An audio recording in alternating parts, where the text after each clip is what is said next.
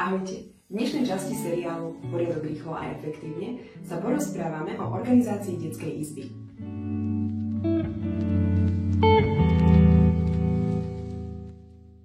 Určite to poznáte. S príchodom bábätka prichádza aj množstvo vecí. Oblečenie, hračky, knihy, doplnky či nový nábytok. Preto som sa rozhodla, že si dnes prejdeme nejaké vychytávky na to, ako si zorganizovať detskú izbu a mať v tom poriadok. Ako prvé si preveríme oblečenie. Ja som sa rozhodla pre stohovateľné plastové tebničky, ktoré sú veľmi ľahké, jednoducho sa zložia, takže šetria miesto, dajú sa teda stohovať, môžete ich ukladať aj na seba a tým pádom šetríte miesto tiež.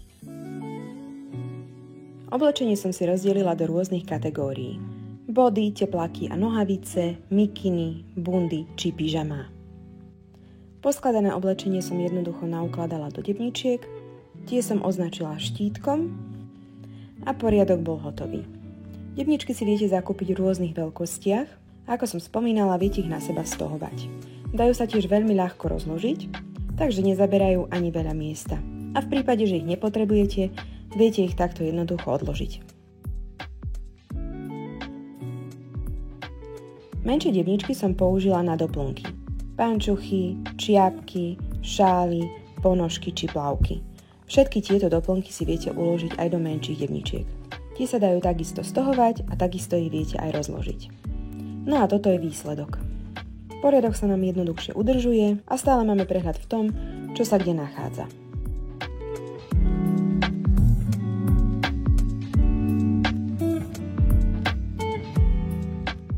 Na sortiment takým je kozmetika, lieky alebo nejaké plienky, používam komodu. Keďže kozmetika a lieky musia byť v suchu a v tmavom prostredí, zvolila som práve uzatvorený priestor.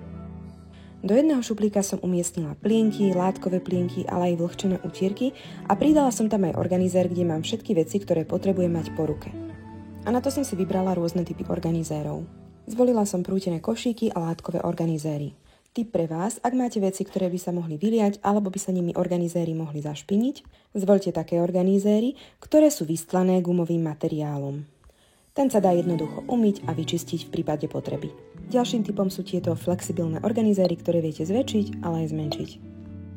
Do najvyššieho šuplíka, ktorý nie je dostupný pre dieťa, som umiestnila kozmetiku a lieky.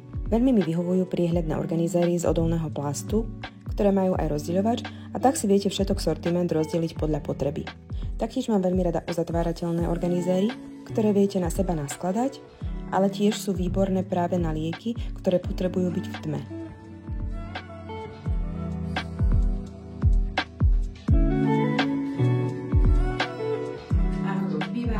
Som si pre vás pripravila svoj vlastný wishlist, v ktorom nájdete niekoľko skvelých produktov na organizáciu detskej izby. Link nájdete tuto dole. Keďže sa v našej domácnosti hračky rotujú, musia byť rozdelené tematicky.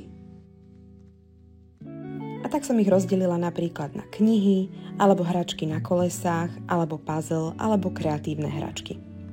Využívam na ne ľahké plastové nádoby s uzáverom, ktoré viete vďaka veku na seba naskladať. A tuto to vidíte priamo v praxi. Ani v tomto prípade som nezabudla na štítky, ktoré som si samozrejme označila podľa tém. Takto ich viem jednoducho nájsť a rotovať. U nás rotujeme aj knihy. A tie, ktoré sa práve nerotujú, som umiestnila do 2 hlbokých škatúľ, ktoré mám tiež uložené v skrini. Bližším kamarátom som našla iné miesto. Zvolila som tento prútený kôš v tvare jablka, ktorý je krásnym dizajnovým prvkom, ale zároveň perfektným úložným priestorom.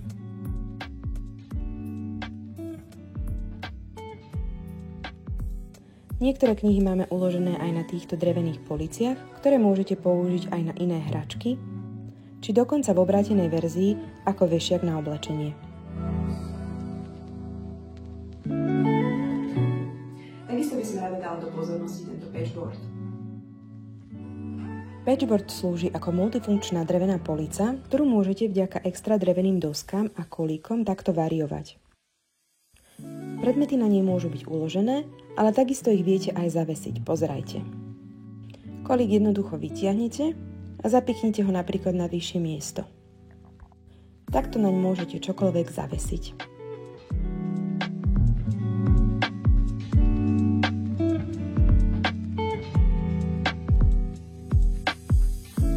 Verím, že sa vám dnešné video páčilo, budeme sa tešiť na každý komentár či like.